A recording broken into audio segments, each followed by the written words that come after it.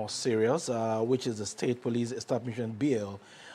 It is obligatory for government to see to the welfare and security of the people. Lately in this country, we have seen Nigerians criticize different layers of government on the need to do something very urgent to address the problem of insecurity. Mr. President, as the Commander-in-Chief, responded by sending the establishment of the State Police Bill to members of the National Assembly. Of course, members of the National Assembly are doing the needful, and the bill had passed our second reading. Eventually, when this is passed into law, will it solve the problem of insecurity in Nigeria? That's the big question this morning. And we'll be having this conversation with Rasak Olokoba, is a public affairs analyst, is right here with us in the studio. And Onyekachi Adekoya, CEO, Aquila Intelligence, is also a security consultant, is also joining us via Zoom. Gentlemen, it's our pleasure to have you on the conversation. Thank you very much. Good morning. Yeah, thank you for. Good morning to the viewers, and thank you for having us. All right. Like I did say, the bill for the establishment of state police was sent to the Senate last week, and the members of the Senate are doing the needful to ensure that our Constitution actually accommodates the creation of state police as services. Eventually, when this is passed into law, will it give Nigerians the confidence to be able to sleep with their two eyes closed before we start looking at the bill layer by layer? Let me start with you, Onyekachi. Well, the truth is that we don't know how the implementation would be because our problems are not laws. As it were in Nigeria, we do have laws for how to enforce them. So you may have a good idea, and then your enforcement is a bit challenged, or implementation is a bit challenged. It doesn't then mean the concept in itself is wrong. It's how you go about executing it. So if properly done, as we say in economics, all things being equal, we should see immediately some reprieve for the armed forces of the Federal Republic of Nigeria, some relief for the Federal Police, and we should begin to see, in terms of boots on the ground, some force multiplier. And then importantly, we should now begin to see some local initiative percolate, from subnational leadership all through the local government to the wards and then different polling units. And then lastly, we should see ownership. I think if these factors are there, as they should be, I have no doubts that we should see some considerable improvement, and then maybe we'll begin to see another set of unique problems, because remember that the countries with state police and county police still have issues with insecurity. It's just that they are now having a different set of problems. Okay. So it's not uhuru, there's no magic wand, all the problems will not go away, but response should be quicker, coordination should be better, ownership, which is local, would also be better. And then this hydra-headedness of what we currently face should be nipped in the bud, which would then unfortunately introduce tomorrow's own problems. Right. Of course, Onyekachi has given us those points based on his background as a security consultant. Let's come to you, Rasak. As a public affairs analyst, a social observer, one who's also very keen about the Nigerian state. Let's talk about this police establishment bill. And we do know that we operate a federal system of government in Nigeria. What does this portend for the federal system of government, knowing full well that part of what has been stated here is that now this will move from the exclusive list to the concurrent list. So what does this really portend for the federal system of government? Well, it should be a just moment for me today. For Nigeria, the era of 1966 is being reversed today. A direct consequence of that decision to turn us into a unitary system of government as a nation is what we witness today in the economy, even in security. So the reversal took us 60 years to have a central and one working police institution. when states cannot defend themselves, when governors become chief security officer of their state only in paper. So Nigeria should pay attention to what is about to happen. We are a very, very, very complex nation, and that's why the political scientists always advise that any decision we want to take in Nigeria, we must always proceed with caution. It took America 86 years to fight a civil war, which means they understood each other for 86 years. Our own is just within 6 years, we started fighting each other. So, and that's why it is designed that the center should not be strong. Because how we got to this point, Nigeria may not understand. It's not anybody's opinion to decide that we must have a state police. It's who we are. I am talking as a political scientist and as a chartered public administrator. What we need in the immediate now is the people in charge to quickly approach seasoned administrator, public administrator, political scientist, and a constitutional lawyer. What do they have to do? They must establish what is the administrative relationship between a federal and state police. You have to spell it out. So there won't be conflict. Then the existing structure, like we have said, a federal system is not a federal government. It's a federating unit. Absolutely. When someone is a federalist, they are not saying that someone who loves Nigeria, someone who comes from a Yoruba federation, someone who comes from Ijaw federation. Also, when they say federal system, young people don't understand the meaning of a federation. It's a federating unit. It means a conglomeration of kingdoms into one country. Right. So we must establish jurisdiction, because like what my colleague have said, the challenge all over the world has always been jurisdiction. When federal law and state law is broken, which one comes first in terms of prosecution? That's what lawyers will sort out. And I don't want us to be quick about putting it in place.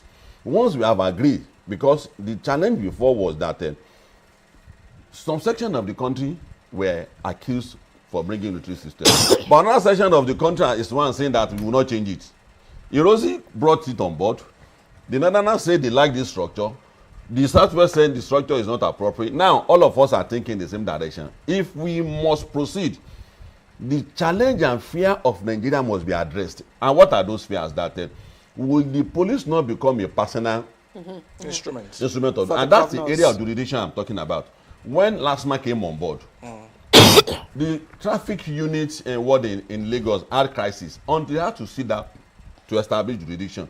So in this wise too, the people who want to design the operations of a state police must first sit down with the three sectors, public administrator, the political scientist, and the lawyer, and design and define.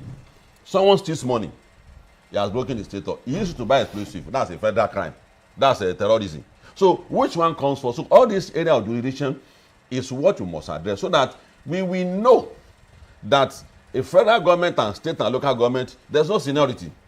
But because federal government plays more sensitive role than the state government in terms of currency control, immigration, internal security, and protection of the sovereignty of Nigeria, makes it more sensitive in terms of the role they design for them than the state. Okay. So in this wise too, there's no federal and senior in this. Just as there's no federal and senior in states and the federal and the senators and the House of Rep. There's no senior in them. They are just colleagues, but one play more sensitive role. The federal police may play more sensitive role. Okay. So that is why should be clear that the federal police must be in a position to federalize any state police that go out of the way, and it must be spread out. What are those things that define going out of going out of office? And that's why anybody that's in charge of the state police, the political class must have little or no influence on him if they want to perform their duty. Okay. I love what Rasak raised, talking about political influence, Onyekachi. The governors will be responsible for the appointment of police commissioners. What are the checks that we need to put in place? And the recruitment that we need to put in place to avoid political influence, abuse by governors. And then, eventually, when this bill is passed into law, we'll need to recruit more. And presently, the federal police is still battling the problem of funding. So what are those things that we need to put in place to avoid a repeat of what we are seeing today with the federal police in terms of welfare, in terms of uniform, in terms of accommodation? Okay, all right, thank you very much. And to the concerns raised by my colleague, this current proposition factors what you call safeguards and controls into it. Yes, the governor may appoint the commissioner of police for the state, but you're also going to have the State Police Service Commission. Absolutely. You're also going to have the National Police Council, where a state police commissioner feels that he has been, again, importantly, the state commissioner of police so appointed is given a 4-year tenure. Non-renewable. And for you to remove him, you need 2/3 of the House of Assembly and some concurrence from the National Police Council. So that gives the police state commissioner some level of independence. And where the governor issues directives that are ethnic in nature, religious in nature, sexual in nature, or politically targeting in nature against critics or opponents, by the law, the state police commissioner is not obliged to carry out those orders. Remember that he may be appointed, but his position is secured. Now, that is what the law says in practice. Again, like I said, the problem is the implementation. Some have argued that we've talked about Lagos local government autonomy. That has been done, that has been implemented, but in practice, you know, we're still moving towards full implementation. So what I would also propose to the policy framers is that, I mean, the Senate has passed, House of Reps has passed.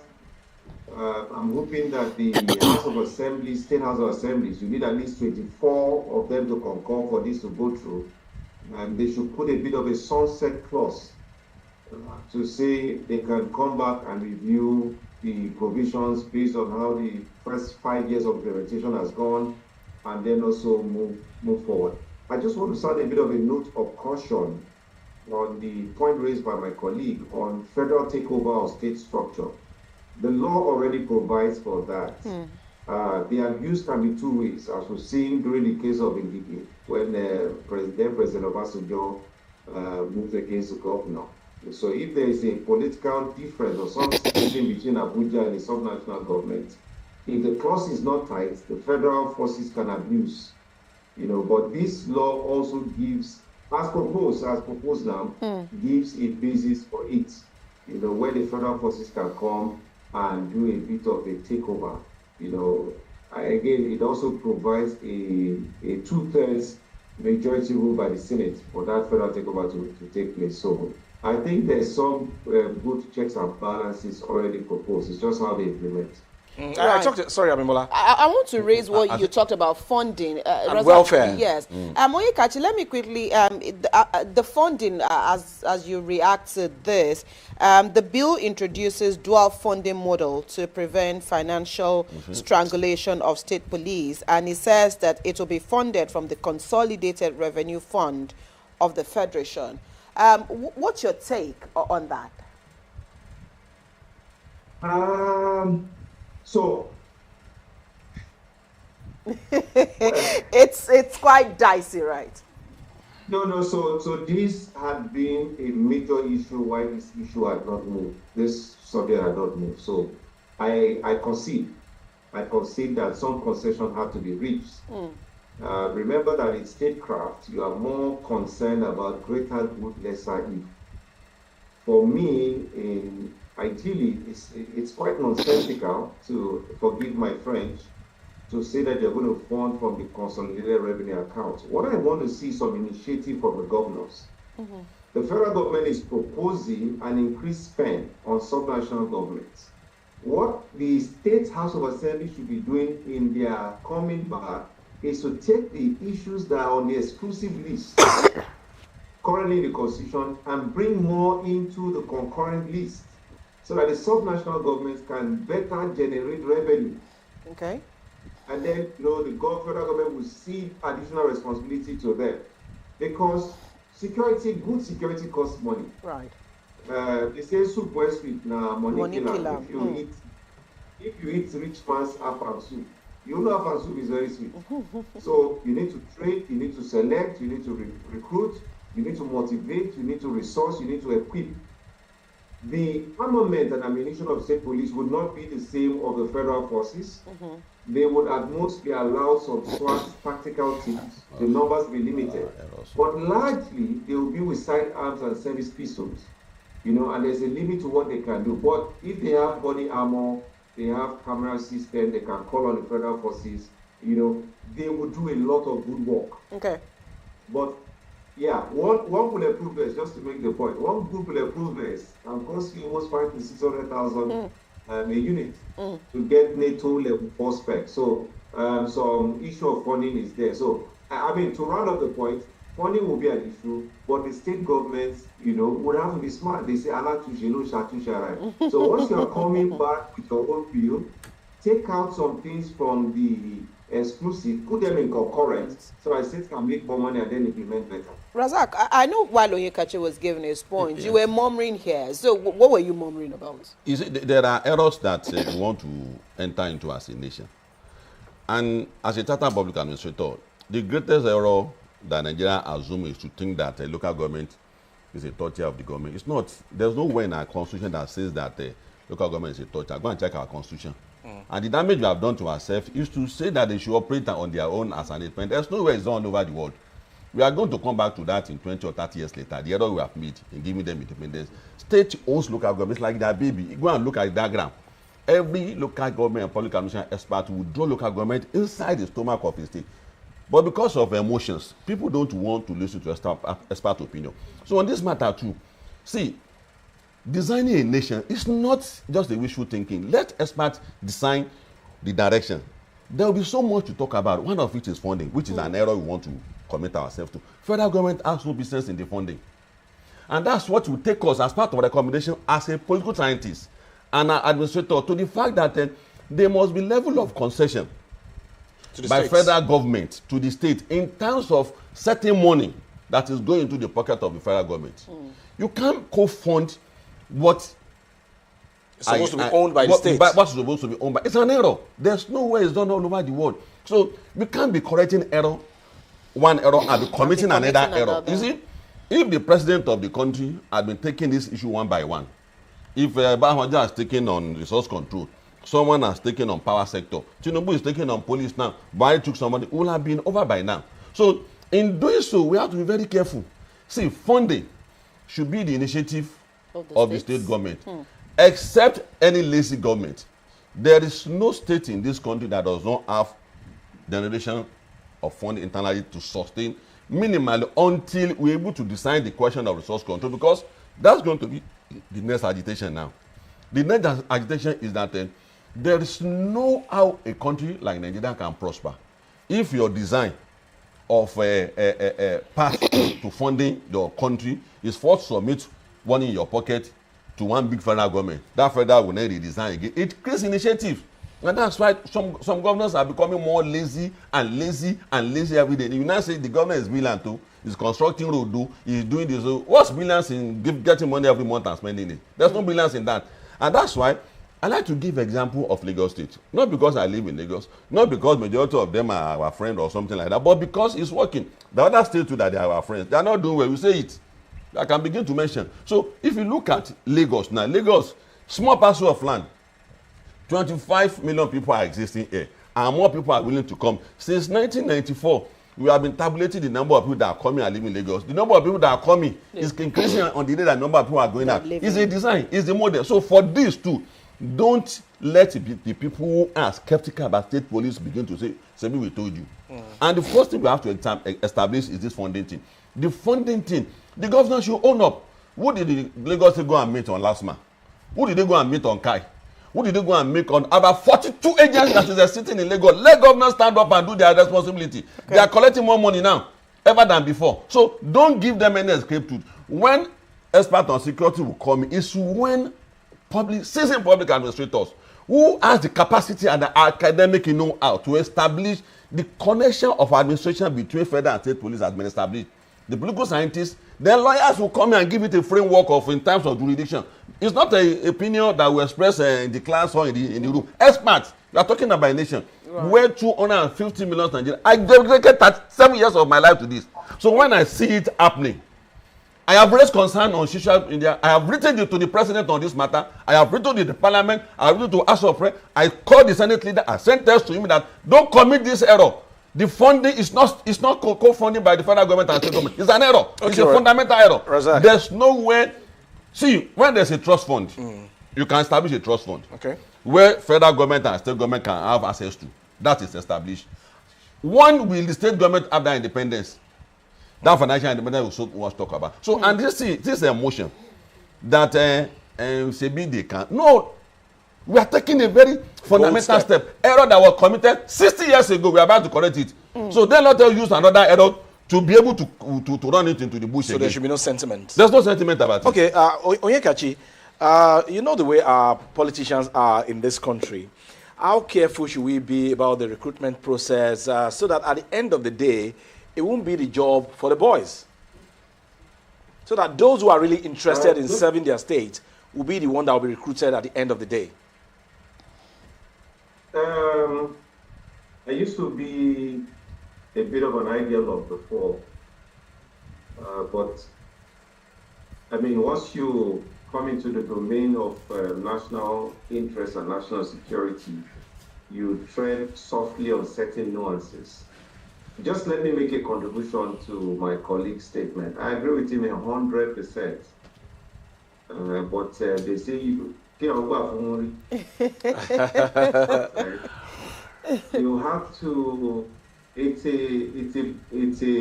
an unnecessary concession, but it's also a necessary concession. The amount of waste of life and the cost of insecurity, I will take this concession over further loss of life, which is why I talked about the sunset clause.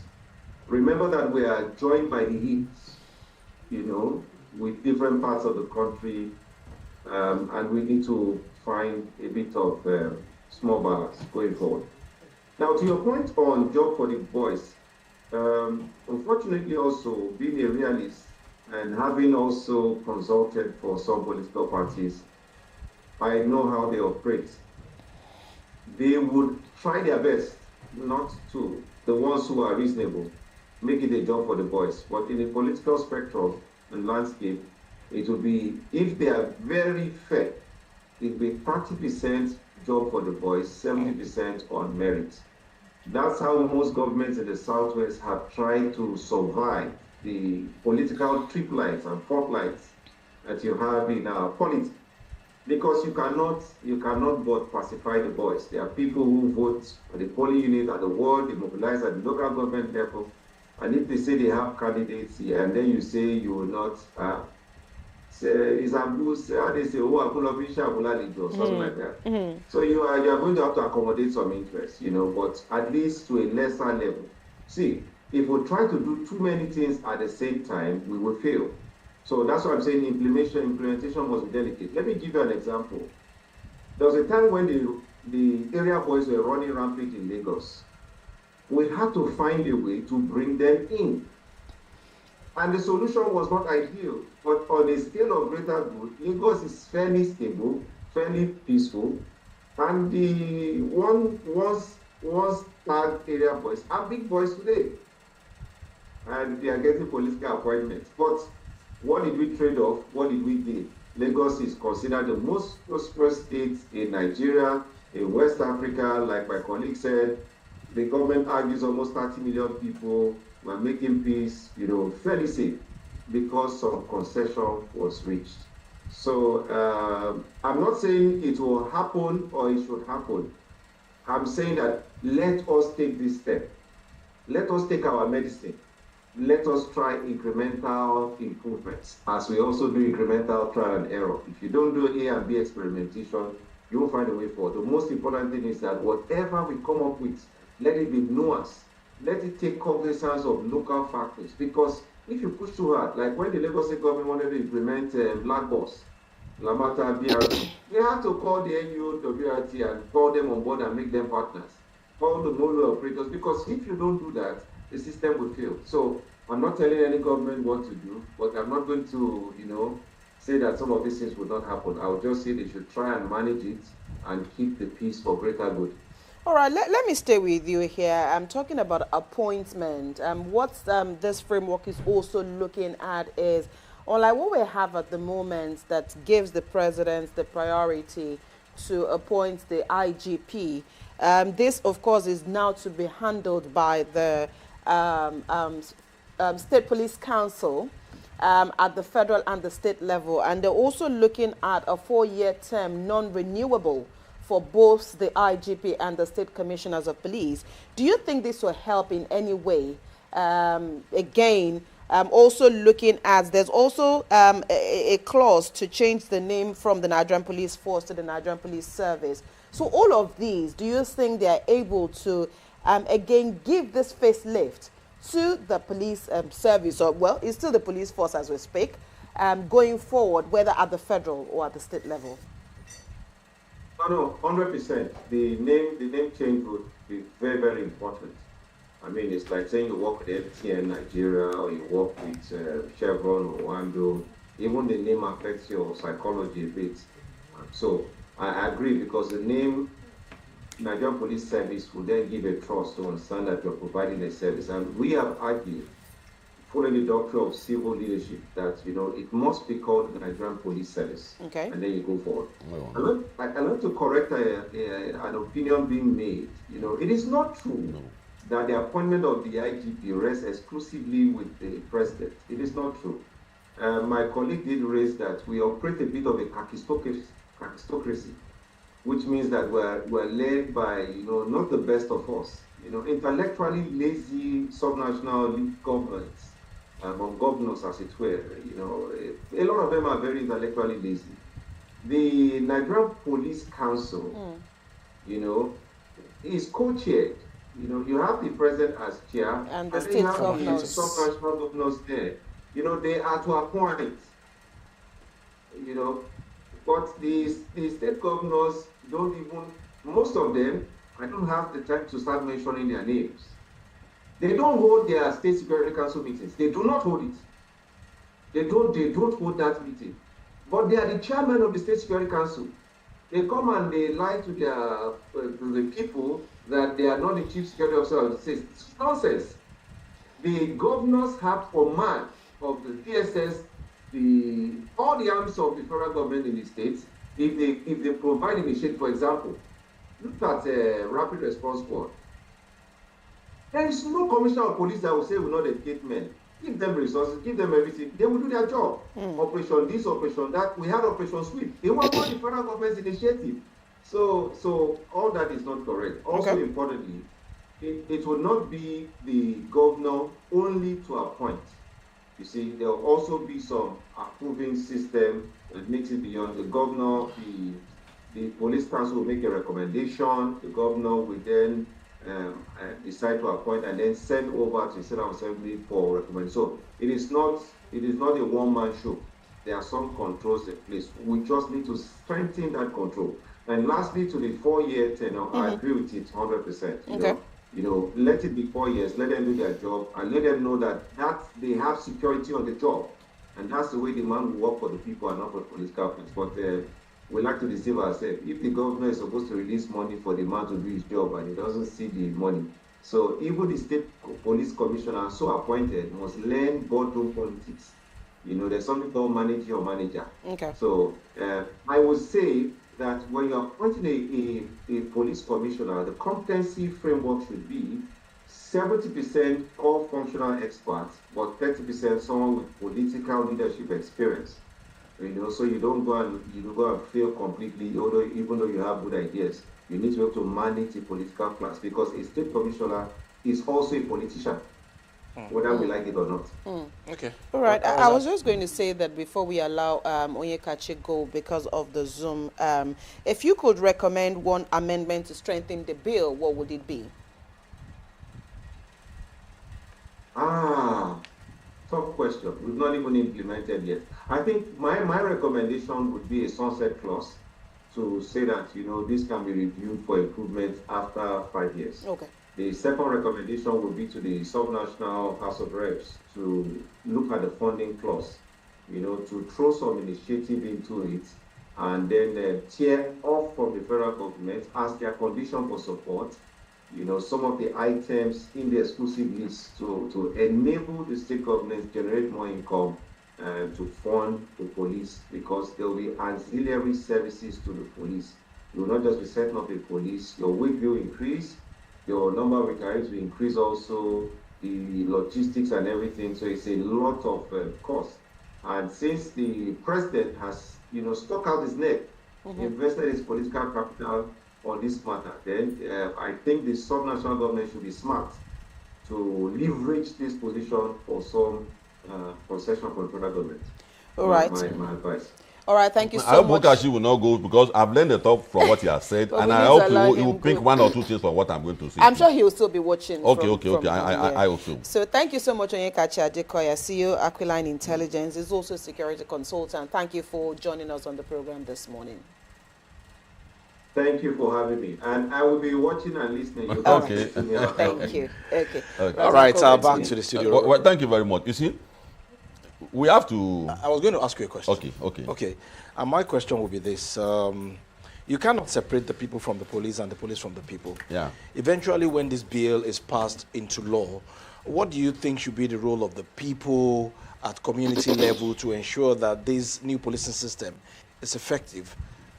Thank you. You are giving me the template to be able to answer my question. And that is why I want to say that what is the definition of federal and state police? They are both enforcement agencies, but what are they enforcing? The federal police is enforcing the federal laws. The state police will be enforcing the state laws. And that is why I want to tell Onyekachi and other people who are watching that there's no universal law that's going to be binding the security architecture of Nigeria together. No universal law. There are laws that must have a framework, which is a general law, do's and don'ts. But there are peculiarities that make the law different. For instance, recording of voices, when me and you are conversing, in some states all over the world, it's a crime. In some states, it's not a crime. So those peculiarities is the reason why the law should be different. So the federal parliament should make a law which is just a framework that the state parliament is going to bid on. Okay. So there are things that is a law in some other region, where in Yoruba land it is not, you have not broken any law. So that law, should be left to the state to decide. The State House of Assembly. Yes, federal government parliament cannot determine all the laws that will be binding the state police. It's not going to work, because just like we have Sharia in some states. Yes, that, God bless you. Just like in the north now, it is an opportunity for them to include the content of Sharia in the laws they have in their own states as their law, where their police will enforce. So in the southwest, where the dressing regalia in some part of the world where you can have knife and some other things in your body, the moment you enter the southwest, it is illegal. You can't carry anything harmful. You can't carry knife. You can't carry gun. You can't carry. So those are the areas that I think that we have to be very careful with. And it is this idea since 1999 that the military has imposed on us. We assume that any law that must be made should be a federal government of Nigeria, which comes also to the name. You can't name the state police, the federal government Nigerian police service. You can't name the Nigerian police service. It is either Kwara Masha or but will that not negate it from being the police? No. The identity of each state, just like in New York, NYPD. Like we have New York Police. We have sheriff. We have the sheriffs in some states. We have something. That tells you the kind of people. The moment you see their police, you know who they are. You see, there's a uniform in Texas where their police wear. Just the bowler hat. Once you see, this is the identity. And that's what I don't want us to run away from. Our original identity must be protected.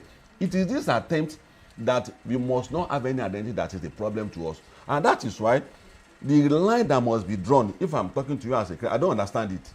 Don't discuss it in the public. This is a hypocritical constitution. All over the world, the identity is placed on the table. So that you know when you get to Scotland, if you see someone wearing this cape, you must not laugh at him. When you go to India, if you see somebody that is dressing cow with gold, you won't laugh at him. So this identity was placed on the table, and it must reflect in the laws, our policing and the laws we are making. God bless you. If you go to Vatican City, any Muslim that is attempting to build a mosque there is looking for trouble. Right. That's who they are. And the police there knows that without being told that you can't build a mosque here, you can't call to Salat here. There's also a place in the Lorry. You can buy your land. You can do everything, but you cannot be church. So it is our failure to recognize this peculiarity is our problem. You say identity. The girl that died in Kano, is it Kano? Kaduna. Every one of us is responsible for our death. Because we must educate our children that you live in a country of numerous identity. And to that extent, our police should not be wearing one identity. I am a co-founder of Amateku. I run my own security outfit. I'm a licensed security consultant. And when we finish the framework of security a blueprint for the Southwest, just like what Onyekachi, my friend, has said, he spoke well in terms of recruitment. You know what they start doing, the government start doing? Go and give 5 slots to the PRO of the party. Go and give 2 slots, and we say that this is failure from the beginning. And that is why one of the challenges that we have in Amotekun is in that area of recruitment. So in the recruitment of this one too, look at the history of all the police and the armies in the world.